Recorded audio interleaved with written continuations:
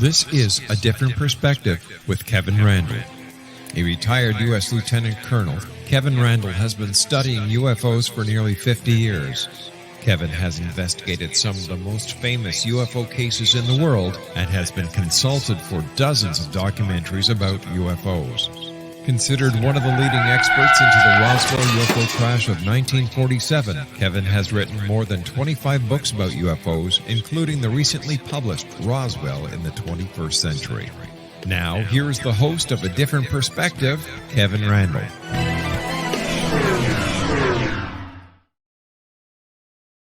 And welcome to this edition of A Different Perspective. I'm going to make one comment, which I probably shouldn't, but I will. When he says I've written more than 25 books on UFOs, I think the count now is 37. I just thought I'd mention that. We don't often get that. Anyway, I am being joined by Stephen Bassett, who is, I guess, the lobbyist. That was the word I was searching. Lobbyist about UFOs. Those of you who have been here before know who Steve is. For over the past 25 years or more, he has helped shape the language and chart the course for major political movements here in the UFO field. He has lectured around the world and given over 1,200 radio and television interviews about the implications on disclosure, which we'll be talking about here as well.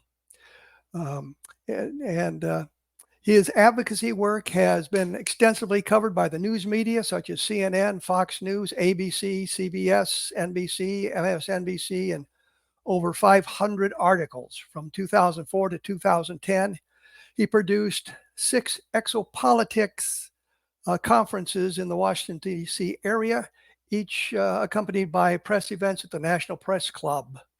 In 2013, he produced a citizen hearing on disclosure, which I was a participant in, over 5 days with 6 former members of Congress and 42 witnesses from 10 countries. This was followed in 2015. I can't read my notes here now.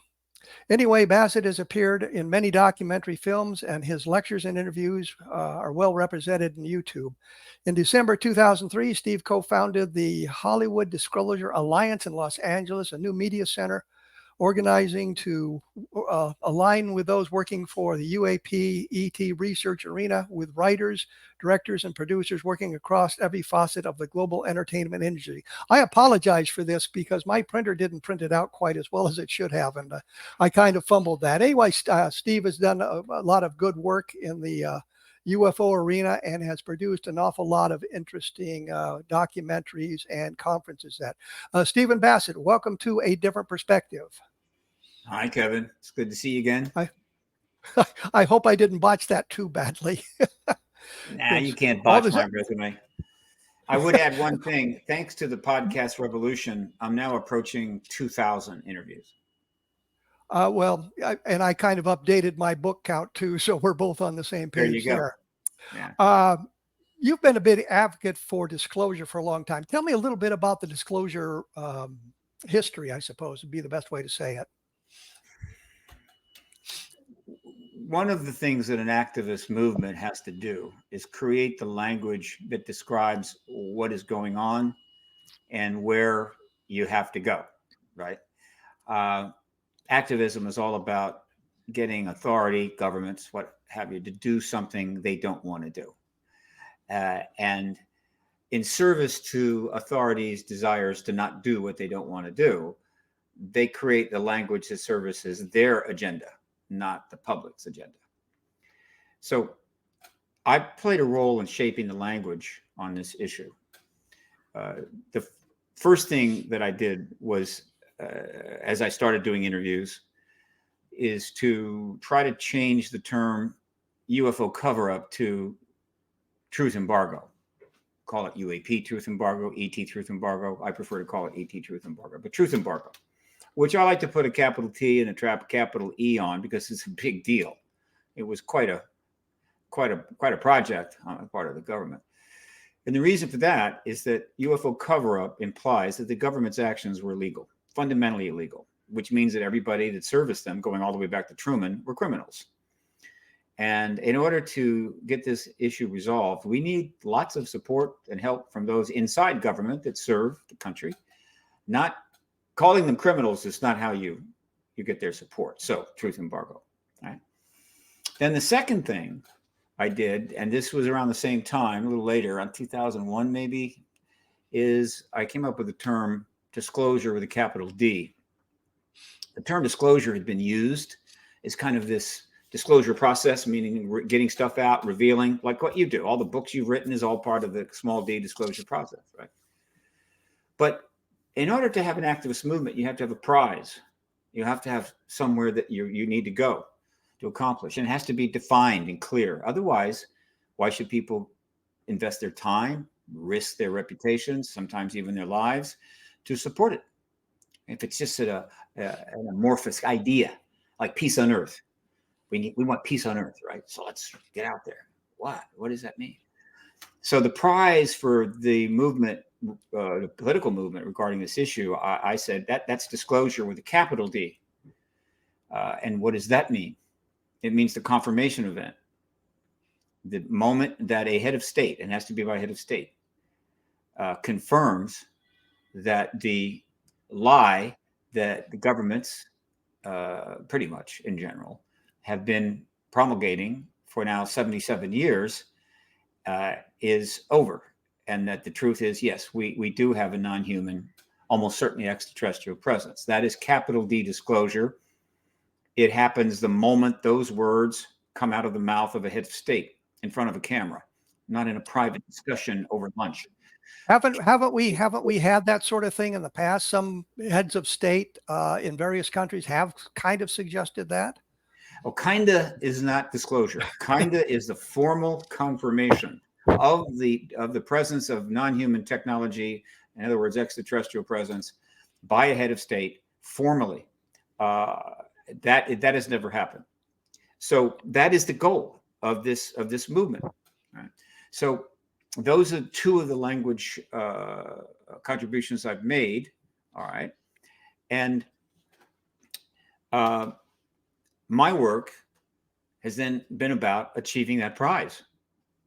I'm not alone. There are plenty of people that want to see that. There are plenty of people that have been working in various ways, though for many years they hadn't defined where they wanted to go, but they wanted to go somewhere. They wanted the truth out in kind of a general sense. For most of the 77 years since the Roswell event, which you obviously know a great deal about, it's all been about proving it. Research and research upon research, and studying reports and sightings by the thousands, and on and on and on to prove it. And well, they did prove it. They proved it many times over, and yet nothing happened. Why is that? Because let me interrupt you. You say prove it. Now you're suggesting that the investigations in Roswell established that what fell there was an off-world craft, and I use the term off-world because it came from Blade Runner and it's kind of cool and it means the same thing. Level land seems to be one of those cases as well. Is there cases that you think of as having proved it that somehow gets delayed by the government or derailed by the news media and things like that? The way to think of it is a collective approach. In other words, it's the same way you deal with trials, where you have to prove beyond a reasonable doubt something in order for someone to end up going to prison for the rest of their life. The extraterrestrial presence, whether you want to call it non-human, whatever, I call it extraterrestrial, meaning it's not human beings that were born on this planet and went to elementary school or whatever the hell. I mean, they're not us. It has been proven through the collective work, the totality of the evidence. You don't prove something on the basis of a single thing. You cannot convict anybody of a serious crime in a court of law based upon a single piece of evidence. It just doesn't happen, because any single piece of evidence can be wrong or faked or what have you. So it's the collective. And what I'm trying to say is the collective work of countless people from day one, practically, going all the way back to the 40s and Keogh and so forth, proved long ago that this is a non-human presence. Now, whether a particular case, right, holds up or doesn't hold up is less important, and the collective evidence is absolutely beyond a reasonable doubt.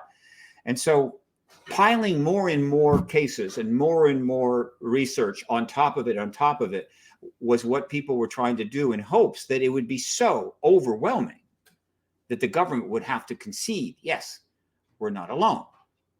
Now, that's not the way it works in the scientific world. In the world of the scientific process, which is one of the greatest inventions in human history, you examine something that deserves study in order to understand it. In many cases, to actually arrive in an extraordinary new understanding of the nature of the world or a particular law. And so you pursue that with a scientific method of experiment, right? Discovery and what have you. And then you publish the reports of your work for review by other scientists. And at some point, the scientific world starts to arrive at a consensus that what you have presented is in fact true. It's established as a scientific truth, subject to review, all right? But nevertheless, it is a scientific truth. And once that has been established, you move on to something else, all right? That's not the way this has worked. This is the equivalent of, say, the relativity theory emerging in the early 1900s, going through a peer review process, and the scientific world saying, we're starting to see validity here, and they run a couple of experiments. It seems to confirm it. And the government comes in and says, those experiments are nothing. They're void. They mean nothing. This is not true. And so more experiments are done, and the government says, no, there's nothing to this. It's not true. We won't acknowledge it. And this goes on for decades. And so 50 years after Einstein comes forward with his theory, we still haven't established the validity of the relativistic science. Of course, that is not how it works. And if it did, we would be nowhere right now. We wouldn't be on the moon. We wouldn't be anywhere.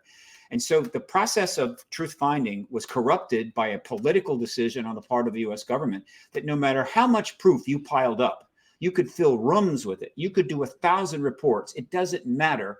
It isn't true. It's not going to prove anything. And of course, that is politics. Well, let me interrupt here. I need to interrupt here because we need to take a break. When we come back, I'm going to ask you about how disclosure has advanced in the last few years, and are we any closer to the truth? I'll be right back with Stephen Bassett, and we'll be talking about this, so please stick around. I am here with Stephen Bassett. We're talking now about disclosure. And you mentioned, of course, the truth embargo, which I think is a really nice phrase when you think about it. But I wonder, do you have any idea why originally they covered up, they failed to disclose the information gathered at Roswell, and why that continued for literally decades? Sure. Now, again, it's my interpretation of this, and other researchers have their own interpretation. And it's an interpretation because obviously the government has never told us why they did it, because the government doesn't acknowledge that it happened, right? So therefore, there's nothing to acknowledge. But I think the explanation is not complicated. Historians will parse it out and give us a lot of detail, which we must have. I mean, hopefully we'll have all that, because it's one of the great stories of human history, is that, and it's not, it's I can do 3 hours standing on my head on that question. All right. So let me do it in a few minutes. The presence of ETs escalated after the World War II and the bombs dropped in Hiroshima. There seems to be clearly a connection between those events and the modern ET presence, which again starts in the late 1940s. And so when the Roswell crash occurs, which is the first real significant event in the modern era that triggered, again, the whole disclosure process in a sense. One could say Kenneth Arnold sighting just a week or so prior to it was it, but no, it's important, no question. But the Roswell event is a big deal because they put out a press release saying, yeah, we've got one of those vehicles. So let me gather my thoughts. Well, let me ask you a question while you gather your thoughts there. Yeah, you mentioned the beginning being 1947, basically, with the Kenneth Arnold sighting. But what about the Foo Fighters and the Ghost Rockets and other sightings that predated Kenneth Arnold? Well, there are sightings that go back hundreds of years. I'm simply saying the beginning of the modern era really gets underway with the Roswell event. So all of that is happening in the early days, years after the end of World War II. And so at the time that Roswell happens and they put that press release out, which was the first opportunity for the truth of the ET presence to be known worldwide, we came so close. It fell into the hands of President Truman, obviously, what to do when he was informed that they had that vehicle and those bodies.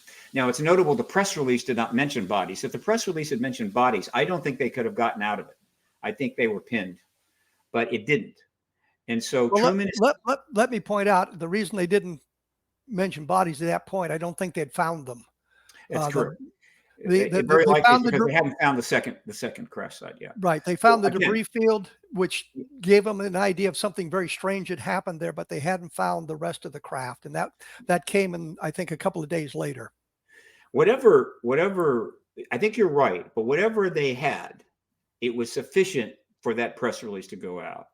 And so that's a big deal. That's kind of the trigger. Boom. And off to the races we go. So that information goes to Truman. He has a decision to make. Do we go with this and announce it and confirm it to the public? Or do we take some time to consider what the hell is going on here? And I believe that he made the decision to step back and think about it.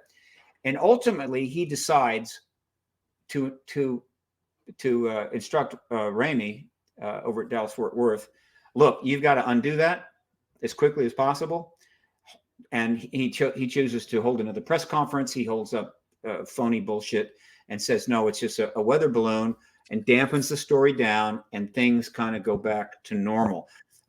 And at that point, they have some time to reflect, whether it's a week, a month, or years. The government has time to think about, what are we going to do about this?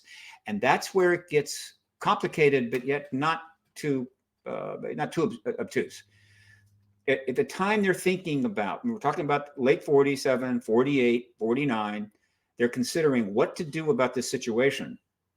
They are fully aware that the Soviet Union has in its possession the secrets regarding the creation of the atomic and the hydrogen bomb, and they're working on both, and they intend to test them, and they intend to put them in their arsenal. So they know they're facing what could be some sort of nuclear arms race, and potentially a third world war that would be nuclear. The political situation is clear. There's already an iron curtain across Europe. Everybody is digging in, and it is going to be now the West against the communist empire, I guess you could say. And this is serious.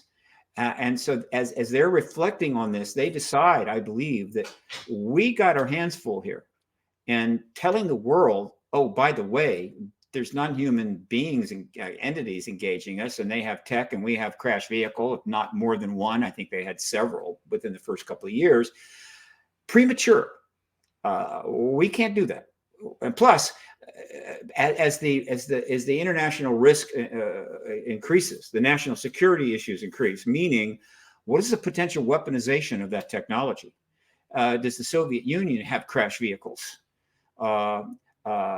We need to understand that, and therefore we can't be telling people that we have that kind of tech or we have those vehicles. And so it's all national security in the early days, and it was well serviced by the fact that what we learned in World War II, to greater extent than any previous war, is that wars are won by intelligence, okay, by cracking the Enigma code and spying and what have you. Okay, and so we built very rapidly the greatest intelligence complex, started building it the world had ever seen, starting with the 1947 National Security Act, the conversion to the CIA, the creation of the NSA, and on and on and on.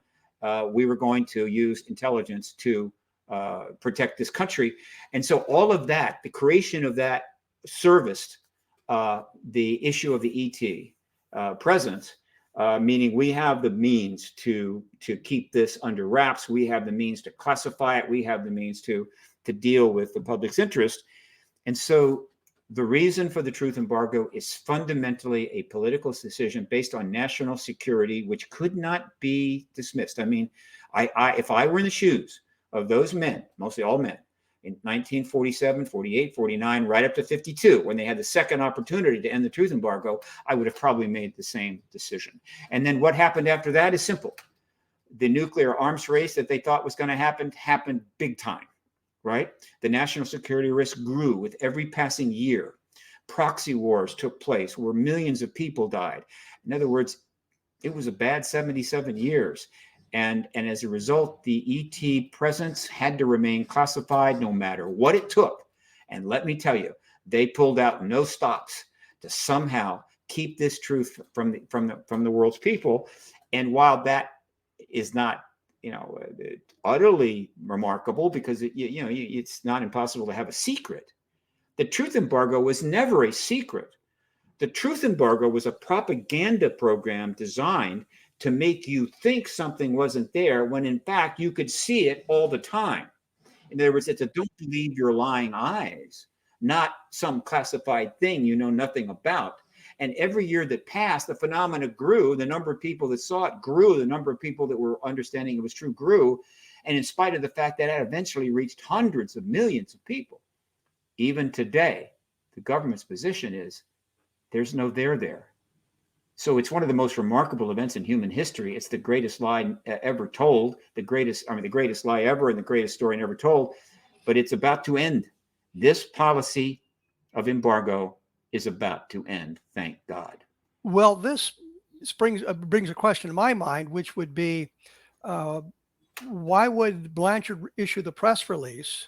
And was it a plan designed to kind of kill the story, which they knew was going to come out? So they have a lower headquarters, the 509th Bomb Group, say, we've got a flying saucer, without actually defining what the flying saucer is. And 3 hours later, General Ramey at the higher headquarters says, no, it's just a weather balloon, and here it is. Yeah. Could they have been that smart to have created that lie that quickly? No. Things were happening very, very fast. And there was no, look, whatever the government knew about the issue via the Foo Fighter stuff is probably not that much. Now, there is speculation. We may have had a crash vehicle prior to 47. There's the talk about a 1933 crash we may have got our hands on. But whatever happened prior to Roswell, it was pretty tightly held. It wasn't out there. It was very tightly held. And so when this event happens outside of Roswell, the men and women who were serving us at that base, really, it caught them by surprise. What in the hell is going on here? And it's probably an accident, but it just happened to happen a short time after a very significant sighting had gone public. The Arnold sighting played a major factor in what happened at Roswell. Because of that extraordinary sighting, it was getting tons of attention, very credible man, describing the things, okay? So when, very likely, the evidence points to what crashed at Roswell was the same kind of craft that Arnold was seeing over Mount Rainier, it made it a lot more likely that they were going to go, whoa, we got one of those, okay? And so the decision was made, put out the press release, and then, of course, we know what happened after that. So I tend to take things on face value until I get real strong evidence or what have you that no, it's more than that. It's a hidden thing, what have you. I'm kind of a Rockham's razor guy. I think they just put out a press release, and then the government realized, that's not a good thing, and so they had to reverse it. And not to reverse it because, we have to keep this secret forever, or even they thought about what a truth embargo was, but rather we need some time to reflect on what we have here and what the public learning about it would mean right now in the context of what we're facing, which is the lead up to the Third World War, which clearly is going to use nuclear weapons. And so I do not second guess them on making the decision to reverse the initial press release. The problem comes much down the line when they literally marry themselves to this embargo until death do us part. Well, I agree that given the circumstances in 1947, we just fought a disastrous war that killed millions and millions of peoples and ended with the bombing of the Hiroshima and Nagasaki, that it was a matter of national security, and they placed it all under that umbrella. But the other thing that strikes me is because you kind of mentioned the Arnold sighting and the importance of it and the possibility of what crashed in Roswell was a similar craft. On July 7th, 1947, a guy named Rhodes, living in Phoenix, Arizona, took 2 photographs of something that looked remarkably like what Arnold originally described. And according to what Arnold said later, that he was told by 2 Air Force intelligence officers, Lieutenant Brown and Captain Davidson, or Captain Davidson and Lieutenant Brown, who came to help him with an investigation into another UFO, that the photograph matched what he had seen. And that was kind of disturbing to them at that time. But I'm going to have to take a break here, I see. When we come back, I promise we're going to move to disclosure after 2017 and how that kind of influenced where everybody was going and how the attitude in the media shifted a little bit to suggesting that UFOs might not be terrestrially based. So we'll be back right after this with Stephen Bassett. So please stick around. I am back with Steve Bassett. Before we get into our discussion, I don't want to forget to mention this. You're going to be at, what is it, Encounter in the Desert, coming up here at the end of May. Can you tell us briefly a little bit about that? Contact in the Desert. Contact in the Desert. It's the 10th anniversary of this very significant conference, Contact in the Desert. It used to be really out in the desert, right? But a little crude, a little too hot. So for a number of years now, it's been held at the very nice Indian Wells Esmeralda Renaissance Resort. Anything with a name like that, it's like, wow, that's high end. And this year is its 10th anniversary. We have 73 speakers, 6 tracks. It starts on Thursday with some introductory lectures for, we call them the 101s, runs all the way through Monday night, including Monday, the intensives were like 3-hour presentations. There was a banquet there. It's loaded. And so if you would like to be at this event, you need to check out the website, contactinthedesert.org. I have to alert you to all of the rooms in the entire resort have been booked already. However, there are plenty of hotel rooms that are available in the near surround. And also, we're going to be heavily marketing the conference this year to Los Angeles and Orange County. For the first time ever, the Contact in the Desert is allowing day passes. So people can drive on over from the ocean and spend a day and go back, or drive over and book a room nearby and the whole conference. So we're doing that also for anybody that comes over from LA and Orange County. The first day, Thursday, is free, right? That's a freebie if you come in early. And then the conference starts the following day on Friday. So this is Contact in the Desert. Check it out. The website is spectacular. And things are happening that may make this more of a celebration than just a conference. To point that out, last year at the Contact in the Desert event, the last day was June the 5th. There were still hundreds of people still there for the final intensives. And when I woke up that morning, everybody was running around the hotel with their hair on fire. I wasn't, because, well, there's really not much up there to be on fire. But the reason was everyone had learned that an article had just been published in the Debrief regarding a man named David Grush, who was coming forward with extraordinary testimony as a former member of the UAP task force, confirming non-human bodies. And then, of course, he was interviewed that same day live by Ross Coulthard on News Nation. We all got together in a room and watched this. We watched this interview, and he instantly knew that this was a game changer. Maybe in the end let me game. let me interrupt here because you gave me an opportunity to promote one of my books, Encounter in the Desert, which is about the Lonnie Zamora sighting. So Sure. it a long look at that, and when everybody thought that Lonnie Zamora was kind of a single witness sighting, it turns out not to be true. If you look beyond the initial reports on that in the Blue Book files, you find other witnesses to that event. That's Encounter in the Desert, which you can get at Amazon. I'm going to back you up a little bit because you were talking about David Grush.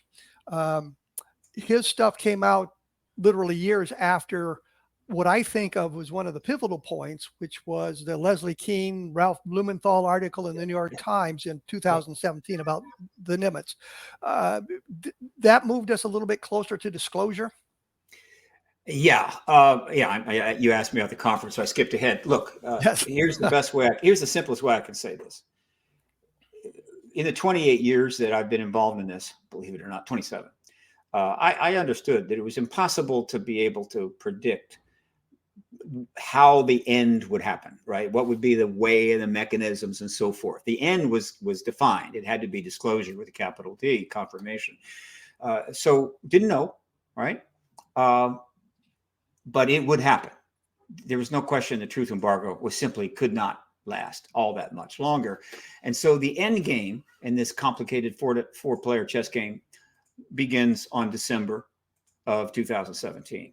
You could say it begins in October when the To the Stars Academy of Arts and Science announces its presence on the web and gives a video introduction. And we learn of the 10 people that are coming forward, pretty significant people. That was certainly a wake-up call for me. And I pretty much knew immediately what that meant. But for most people, no. However, the New York Times article, which was presented to the New York Times by the individuals that had come out in October, just 2 months earlier, those articles basically changed history, and they triggered the end game, which we are now 7 years in.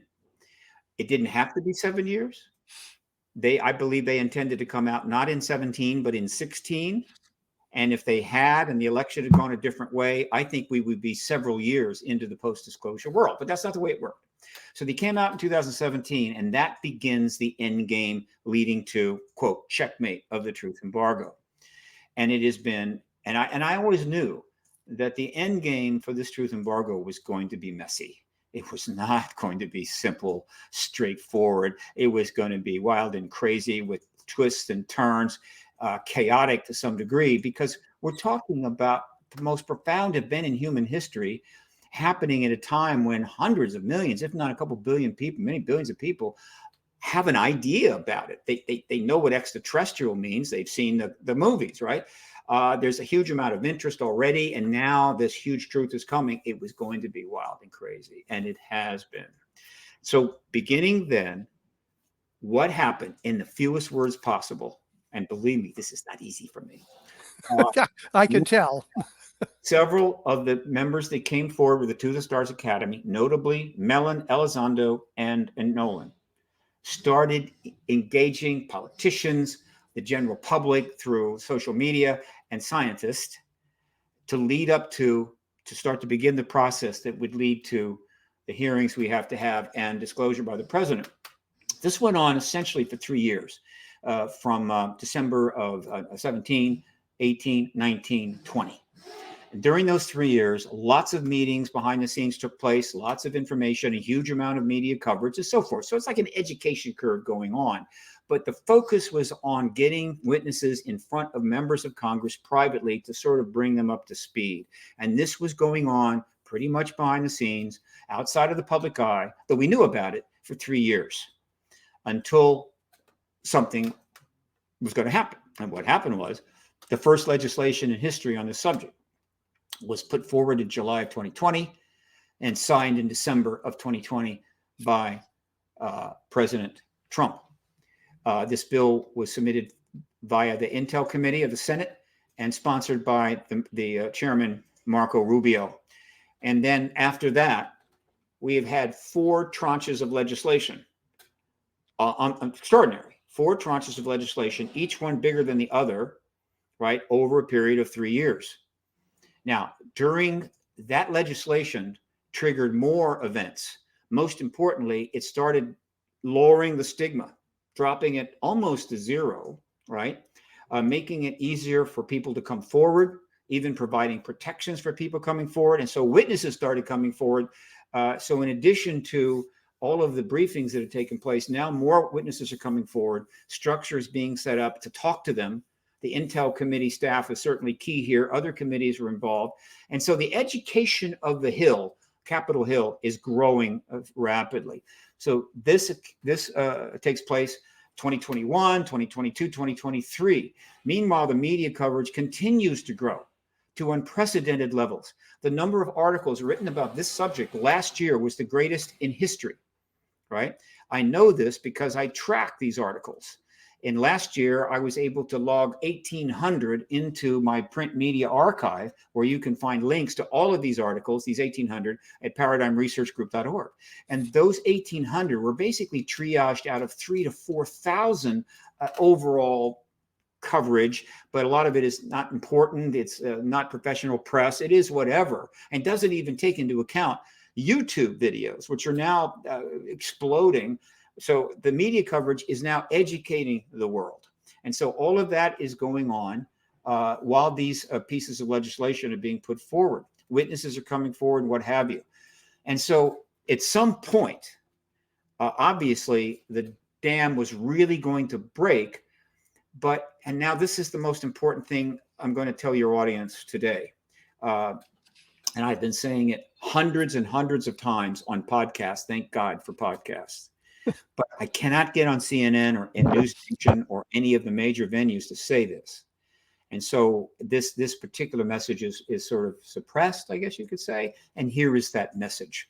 For those of you either confused, perplexed, don't have very little history of this and what the hell's going on, everything that has been happening, certainly since 2017, right up to today, everything you're seeing going on has absolutely nothing to do with the United States government trying to find out what this thing going on is so that they can tell us. Meaning, wow, apparently there's some unidentified stuff happening and we need to know about that, and there may be a threat issue or whatever the hell. It has nothing to do with that. Zero, bupkis, nichevo. Well, then what's going on? Why are they doing all this? The legislation, the creating of organizations, Arrow, and all of this? It is to prepare for when the U.S. government, via the President of the United States, has to finally confirm this ET presence, disclosure, capital D, which will either come first from our president or it'll come later after another head of state of a major nation confirms it to the world. That is disclosure. They are preparing for it. Why? It's a simple explanation. Try to imagine that the president of Xi Jinping of China months ago, a year ago, made the decision the world needs to know about this, comes forward, right, with huge amounts of evidence in that big room they have, and tells the Chinese people we're not alone, and evidence is pouring out. And now the president has to confirm. In other words, disclosure has happened. And it's day one after disclosure. Untold numbers of journalists are going to be packing the halls of every briefing room in Washington, D.C., every service briefing room, the DOD briefing room, the White House, and on, with thousands of questions.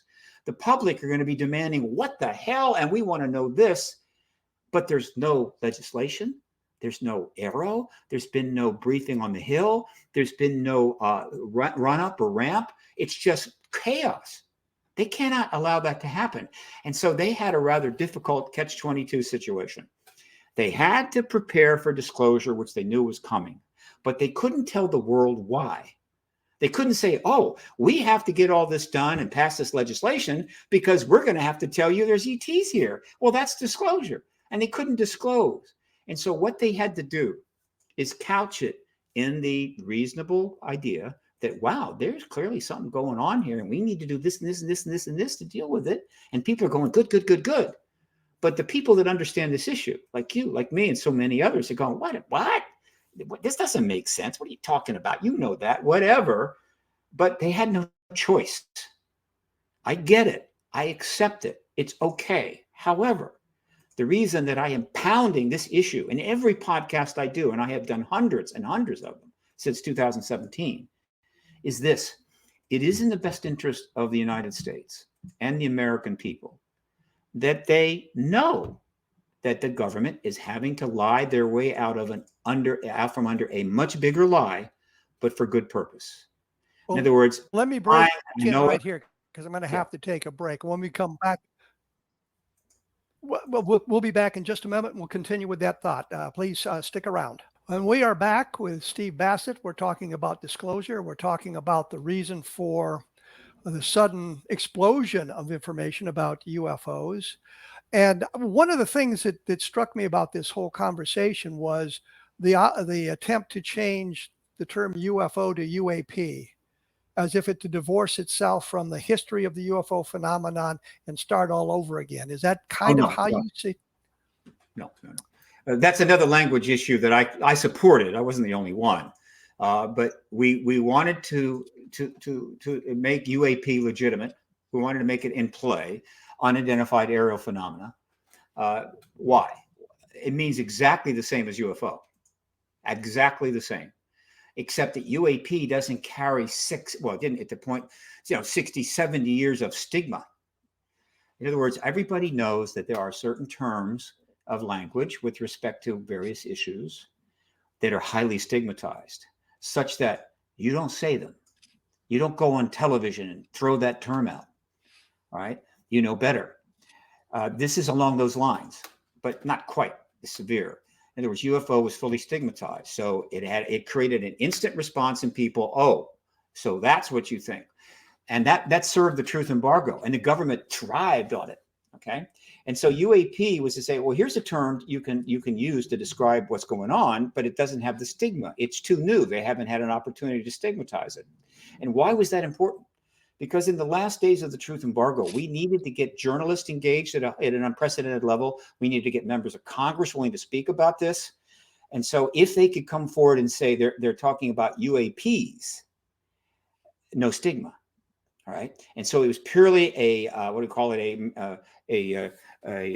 utilitarian effort to make it easier for people to engage the issue. Now, the interesting thing about that is that while that was definitely happening, all 4 tranches of legislation, only one use of UFO in the entire legislation, and that's as a side thing to say, well, this is what that means. It's all UAP. Okay. And that's not an accident. All right. Now, again, it's not our fault that the UFO was stigmatized, but we have to deal with it. And we have. And that's why UAP came along. Not to reject the history, but to make it more accessible. And what's cool about this, because I chronicle all of the media, right? In other words, I pretty much am reading and checking all of the English language media worldwide on this, is that within about a year or two, UFO was back.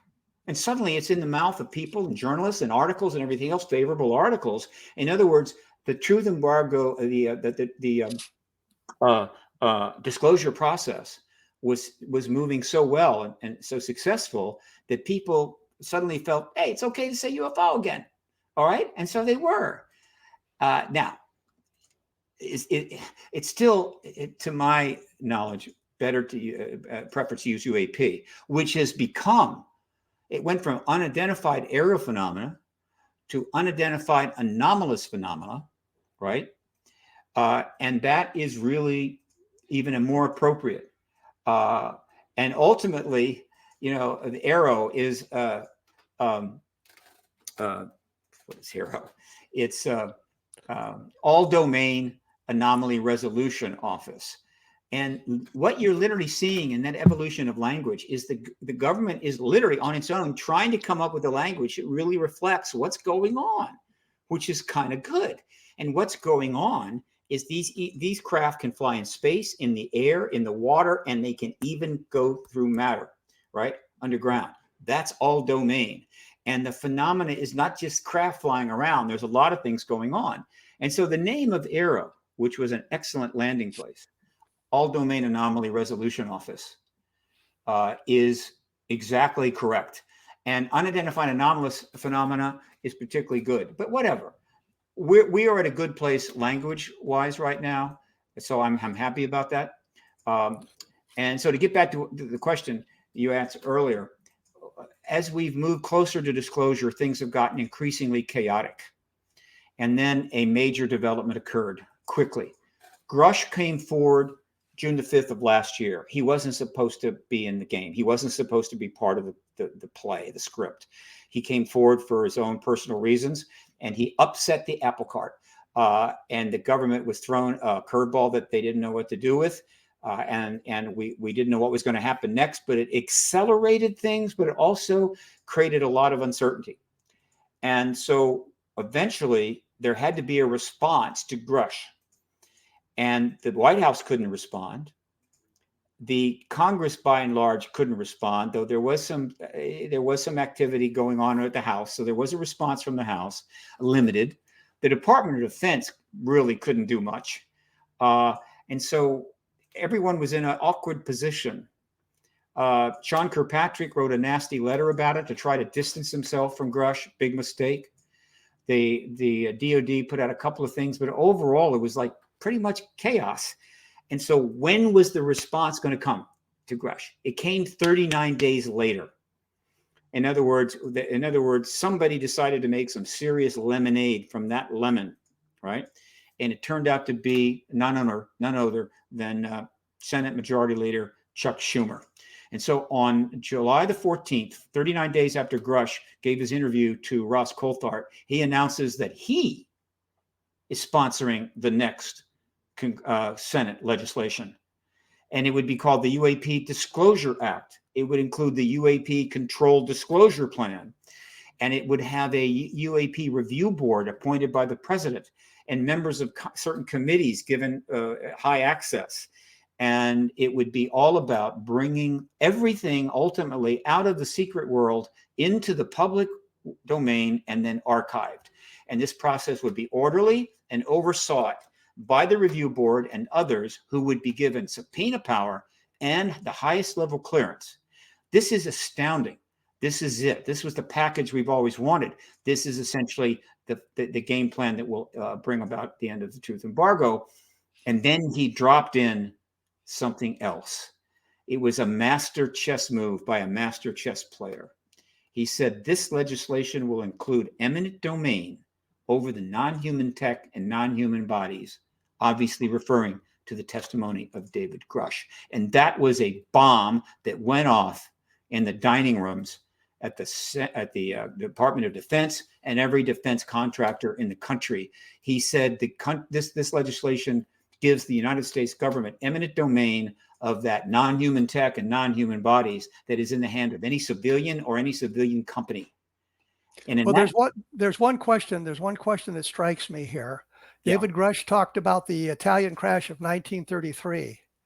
That seems to be pretty well debunked by UFO researchers and colleagues in Italy 20 years ago. That it was they can't verify the archives where things were supposedly stored. They can't verify any of the other material that was released at that time. So it's making it a little bit more difficult to accept what Grush has to say, because that information was published, I think, in 1990 about the investigation into the Italian crash. I would disagree. Grush alluded to this. I think clearly it was mentioned to him, right? And he alluded to it. Obviously, yes. Yeah. And so, but okay, so what? Right? What is important is the other testimony that he gave, which was much more substantial and much easier to confirm, and that has happened because some of those firsthand people have already come forward. And so the fact that they crashed in 1930. Do you know who these firsthand people are? The Intel Committee knows. But you don't know. No. So there's no way for us, you and me, or anybody on the outside, to verify who these people are and what they know and what their positions were. Well, we know that the firsthand people that talked to Grush said they were working on those programs. Some of my colleagues are actually talked to people that are aware of this. I mean, there's people now from our world inside dealing with members of Congress, IGs, and everything else. So let me assure you that they are real, and they will be eventually coming forward. And so ultimately, again, the 33 crash is simply not that important. He alluded to it. But again, to get back to what I was saying, is that Schumer's statement on July the 14th absolutely was a bombshell. He's telling the contractors, we will exercise eminent domain if we so choose over that non-human tech. So in that moment on July the 14th, one of the most powerful men in Congress, Senate Majority Leader Chuck Schumer, confirms David Grush's testimony. Because if there's no non-human tech and non-human bodies, the government doesn't need eminent domain, obviously. Okay. He supports the Senate's efforts to get this legislation out. He sends a message out to the world that, like, we're really serious about this, because that legislation, 65 pages of it, went up on the Senate legislation page to be seen by anybody in the world that has an internet connection to read and get the message. And that message went right through the Pentagon, right through the defense contractors. They got the picture, and they were not happy. And as a result, they pushed back and got the powers in the bill gutted, which was a brilliant thing, part of the brilliance of his move, because by putting in eminent domain, he forced their hand. They had to come forward and essentially, not by name, but acknowledge, we're not putting up with that. You're not getting eminent domain. And by the way, we're taking all the powers out of the bill. So they got some people in Congress. They get a lot of campaign money from defense contractors to gut the bill, which outed them for the first time ever. They were outed, the inside managers. And as a result, they helped confirm the ET presence. Why? Because if they do not have non-human tech and non-human bodies, they should not care one iota about the government wanting eminent domain over them. Checkmate. But it gets worse, because after that, Stephen, I'm sorry, we're out of time. I was afraid of that. Yeah, I have to watch the clock. There's nothing I can do. Oh, you do. Your website is paradigmresearchgroup.org. And this kind of information appears on there in the various articles and archives that you have. Oh, the print media archive is loaded. And then my other website is HollywoodDisclosureAlliance.org. Check that out. 4 months on, it's growing very quickly. It's a 501c3 nonprofit. We're looking for major support to help educate the world about what's happening and what's going to happen. Well, thank you so much for taking some time today from your busy schedule to talk to me. That was Stephen Bassett, as we say, from the Disclosure Project and various other activities trying to bring all of this, I guess, into the limelight. For those of interested, I've been working on action adventure books for the last few weeks that have a deadline pushing on me. But I'm also still doing UFO research. You can take a look at my blog at kevinrandle.blogspot.com. I have some commentary on this. I will say that I am a little disturbed by the 1933 comments of the Italian crash and the lack of sources on that. And that's the other thing I have a little bit of a problem with. We hear about all of this stuff in the background, that there's these good sources. They have names have been named. I always say that Don Schmidt, Tom Carey, and I have named names of people who were deeply involved in this, starting with General Exxon, Jesse Marcel, Edwin Easley, just to name a couple of the people from Roswell. So that kind of makes it a difference here. We name names. So far, we don't have anything that we can vet, that we can verify, so that we can say, yeah, this is really good. This is really solid. I will be back in a couple of weeks talking about UFOs with other guests here on the Different Perspective. And thank you for tuning in.